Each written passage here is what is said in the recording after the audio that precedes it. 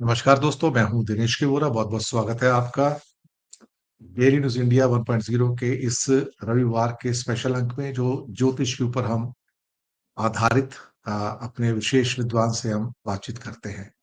हमारे विद्वान मित्र आज जो हमारे साथ हैं, हमेशा की तरह संडे मॉर्निंग को ज्योतिष आचार्य सिद्धांत सहगल जी, सर आपका बहुत-बहुत स्वागत है। जी सर, नमस्कार। नमस्कार, नमस्कार।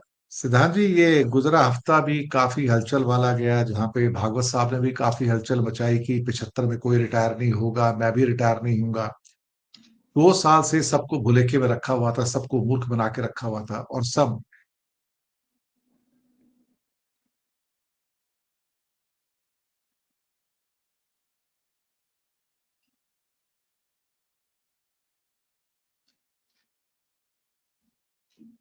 पूरा का पूरा हफ्ता कुछ इस किस्म से गया, जहाँ रिटायरमेंट की हलचल चलती रही और अंततः भागवत जी ने कह दिया, ना तो मैं रिटायर होऊँगा, ना मैं किसी और को रिटायर करने को कहूँगा। पूरे भारत को झुलाते रहे। समझ में नहीं आया कि अल्टीमेटली इन सब चीज़ों से उनको मिलता क्या है? कहीं न कहीं भ्रम में, माया जाल में फँसाए रखना और कोई भी ढंग का कार्य ना करना। मुझे लगता है कि ये भी आरएसएस की एक फिलॉसफी रही है कि लोगों को उलझाए रखो बिना मतलब की बातों में, और कोई भी भारत में क्रिएटिव वर्क ना हो पाए। एक किस्म से इंसानों के ब्रेन को डेड करने वाली बात है, और ताकि वो सोच विचार से दूर हो जाए और वाहियात बातों के ऊपर विचार करते रहें। तो ये जो सारा फ्रॉड किया गया है, खास तौर से रिटायरमेंट का, कि मोदी 75 में जाएँगे, ये भी 75 में जाएँगे। इसके ऊपर मैं आपके पास सबकी कुंडली है, आरएसएस की है, बीजेपी की है, मोदी की है, भागवत की है। ये सारा प्रपंच रचा क्यों गया अल्टीमेटली? सारे भारत को उलझाया क्यों गया इसमें? और हम सबको पता था कि ये लोग ढीठ लोग हैं, जाएँगे नहीं। ये आखिर में यहीं के यहीं रहेंगे। और आरएसएस की तो वैसे भी आसुरी प्रवृत्ति है, तो उससे कुछ उम्मीद करना कि कुछ दैवीय प्रवृत्ति वाला कुछ करेंगे, तो बड़ा मुश्किल है। सिद्धांत सहगल जी, स्वागत है आपका। जी सर, नमस्कार और हमारे दर्शकों को भी मेरा प्रणाम। आज थोड़ा फिलॉसफिकल चर्चा भी थोड़ी जोड़ेंगे साथ में। हमारे आदरणीय प्रधानमंत्री नरेंद्र मोदी जी ने लाल किले से भाषण दिया और संघ को दुनिया का सबसे बड़ा या भारतवर्ष का सबसे बड़ा एनजीओ घोषित कर दिया था। मैं बड़ी विनम्रता के साथ जानना समझना चाहता हूं कि एनजीओ का कुछ काम होता है। तो एनजीओ जिस तरह से जिस तरीके के काम करते हैं, वैसा कोई काम तो मुझे आज तक नजर नहीं आया कि समाज सेवा का कोई काम संघ कर रहा हो कहीं भी। पश्चिम बंगाल में तो नहीं। ये जब भी नजर आए हैं तो 15-20 की टोली या 100-50 की टोली और मार्क्सवादी कम्युनिस्ट पार्टी की तरह वो एक डब्बे में संगठन के लिए चंदा इकट्ठा करने का एक खेल चलता है।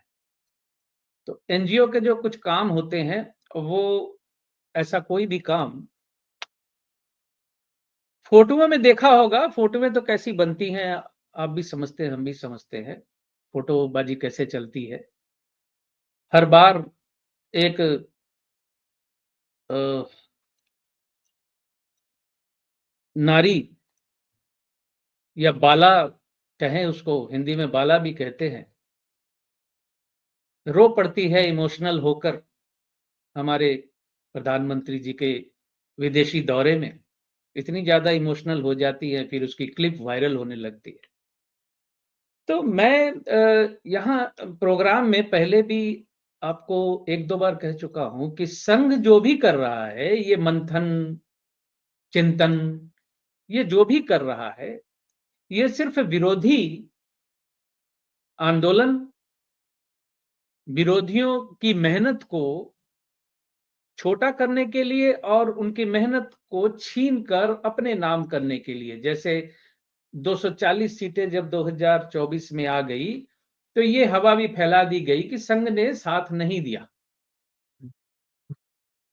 कुछ इस तरह का वातावरण करके राहुल गांधी की भारत जोड़ो यात्रा को या विरोधी पार्टियों की मेहनत को, लोकसभा चुनावों में जो मेहनत इन्होंने की थी, उसको छोटा करने के लिए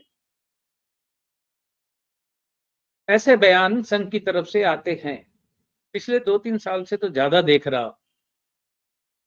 मतलब परिवर्तन, विवर्तन, चिंतन, मंथन सब हम ही करेंगे। हमारा जो हमारे संघ से निकला हुआ व्यक्ति जो प्रधानमंत्री पद तक पहुंचा है, उसको हटाने की जिम्मेदारी भी हमारी है। विरोधियों, आप चिंता ना करें, आप किसी तरह का तनाव अपने दिमाग में ना लें, हम हैं। मैं बिल्कुल सही चित्र दे रहा हूं ना? वो अटेंशन अपनी तरफ खींच लेते हैं कि हम हैं। आपको आंदोलन करने की या आंदोलनकारियों के पीछे जाने की कोई जरूरत नहीं है। आंदोलनकारियों की भीड़ में झंडा उठा के उनके साथ घूमने की जरूरत नहीं है। आप क्यों राहुल गांधी, क्यों गांधी परिवार या क्यों विरोधियों के पीछे समय नष्ट कर रहे हैं? हम हैं ना, हम देख रहे हैं। हम प्रधानमंत्री भी बदल देंगे, हम मुख्यमंत्री भी बदल देंगे, हम कुछ भी बदल देंगे, लेकिन फिर अभी कल परसों के वक्तव्य में मैंने ये भी देखा आदरणीय मोहन भागवत जी के, जो कह रहे थे कि संघ सब कुछ नहीं करता है। और फिर बड़ी विनम्रता से कहना चाहूंगा, एक बहुत ही हास्यकर बात जो सुनने को मिलती है कि संघ का राजनीति से कोई लेना देना नहीं।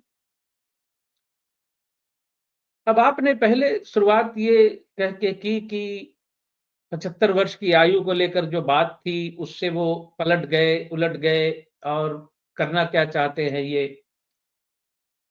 देखिए, हर चीज का एक प्लस माइनस होता है।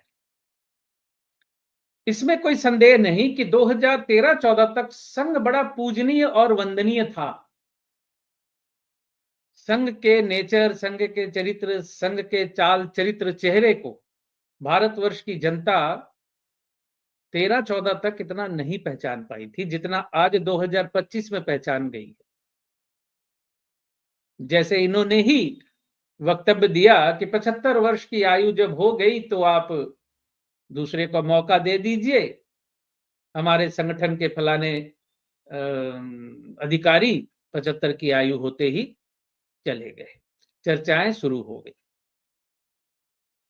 देखिए, इससे इनकार नहीं किया जा सकता कि मोदी जी के बीच, भागवत जी के बीच कुछ तनातनी हो सकती है।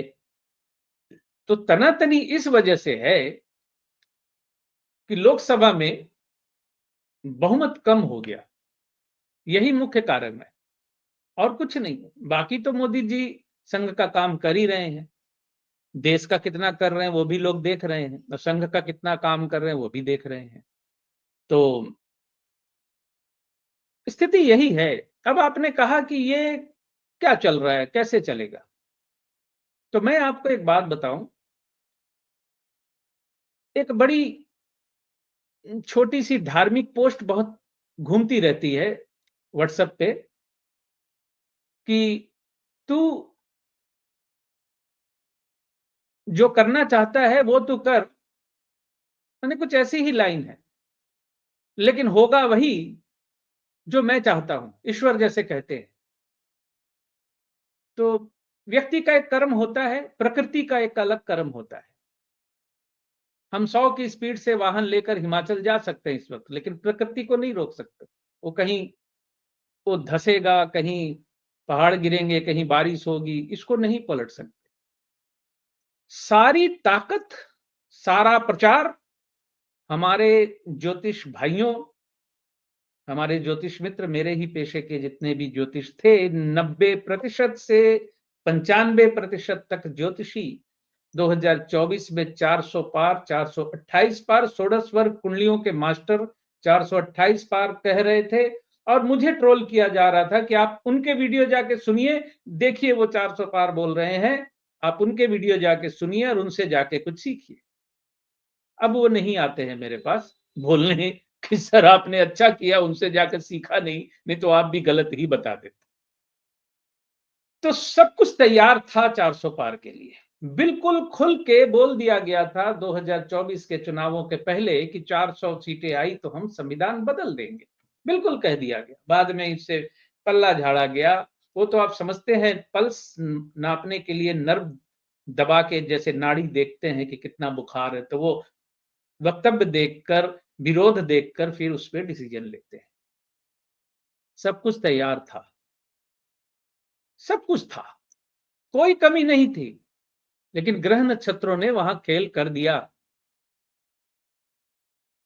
क्योंकि मैं बड़ा स्पष्ट बिल्कुल एक सिंपल सा एग्जांपल देके आपको बताऊं कि मैं 2024 के चुनावों के 1 वर्ष पहले से बीजेपी की कुंडली, कांग्रेस की कुंडली, मोदी जी की कुंडली, राहुल जी की कुंडली, इसकी कुंडली, उसकी कुंडली, सबकी लेके एक साथ मथ रहा था बैठ के।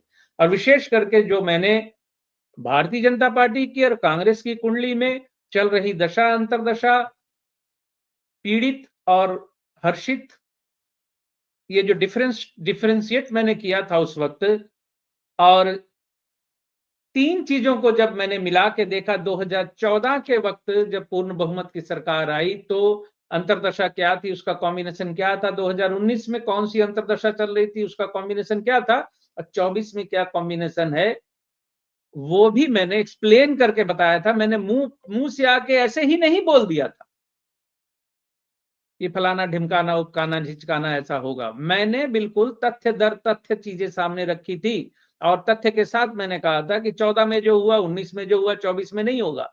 ये होता दिख नहीं रहा। तो ग्रह नक्षत्रों ने 24 में कर दिया खेल। तो अब मैं ये कहना चाहता हूं, देखिए, हर संगठन, हर पार्टी अपने तरीके से चलाती है, और जो भी गद्दी में बैठता है वो भरपूर कोशिश करता है। आज से नहीं, शायद पत्थर से घिस के जब आग जलाया करते थे लोग, तब भी राजनीति, कूटनीति ऐसी ही थी। जो गद्दी में बैठ जाता था, फिर विरोधी को पहले धमकाता था, फिर पीटता था, और फिर उसको मार देता था अपनी गद्दी बचाने के लिए। ये पत्थर युग से चली आ रही कहानी है, कोई परिवर्तन नहीं है। देश काल पात्र के अनुसार परिवर्तन होता तो है, लेकिन सतयुग से लेकर त्रेता, द्वापर और कलयुग तक ग्रह 9 ही हैं। भले ही साइंस ने 2-3 ग्रह और निकाल के उठा के इधर उधर कर दिए, लेकिन 9 ग्रहों से बाहर साइंस भी नहीं जा पाया। क्योंकि साइंस ने राहु केतु को हटाया तो हसल नेपच्यून को ले लिया, तो मिला के तो 9 ही हुए। साइंस ने कोई 55 ग्रह नहीं निकाल के दे दिए उठा के कि देखिए अब इस पे आप रिसर्च कीजिए। एक प्लूटो को ग्रह बनाने के चक्कर में अरबों रुपए गए थे, फिर अरबों रुपए फिर खर्च हुए उसको ग्रह ना बताने के लिए। वो भी एक बिजनेस है, खेल है बहुत बड़ा। खैर, जाने दीजिए। तो 9 ग्रहों का जो खेल है, इसको कोई साध नहीं पाया। कहते हैं कि मतलब रामायण में लिखा हुआ है कि सारे ग्रहों को रावण ने उल्टा टांग दिया था पकड़ के, शनि की तो टांग ही तोड़ दी थी। ये एक कहानी है, रामायण में लिखी हुई है रावण के बारे में, लेकिन वो भी नहीं उसको कंट्रोल कर पाया था। तो हर व्यक्ति अपने अपने तरीके से कोशिशें करता है, हर व्यक्ति अपने अपने तरीके से जाल बुनता है, लेकिन ईश्वर का जाल बहुत बड़ा होता है और बड़ा महीन होता है। अक्सर कहते हैं ना कि काल की जो चक्की होती है ना, काल चक्र की जो चक्की होती है, वो बहुत महीन पीसती है, और उस महीन चक्की में कलयुग से उल्टा घूम के सतयुग तक बड़े बड़े ईश्वर के अवतार हुए, और बड़े बड़े शक्तिशाली एक एक घूंसे से पहाड़ को तोड़ देने वाले महारथी भी हुए। लेकिन काल की चक्की ने सबको पीस के महीन कर दिया। बिल्कुल सही कहा आपने। तो मैं अगले ये जो मैं जो ये कहता हूं कि फला देश में देश काल पात्र इंक्लूडेड होता है, तो आज तो लोग समझ गए कि मैं 2024 में जो फला देश कर रहा था वो ज्योतिषी तथ्य से बिल्कुल सही था। कुछ हद तक जो भी मैनिपुलेशन जो हुआ, वही देश काल पात्र है कि भाई पावर जिसके हाथ में है, सत्ता जिसके हाथ में है, उसके हाथ में बहुत कुछ कंट्रोल होता है। लेकिन फिर उसकी भी एक सीमा होती है, और वो सीमा 240 पे रुक गई थी, सारी ताकत और सारी कोशिशों के बावजूद।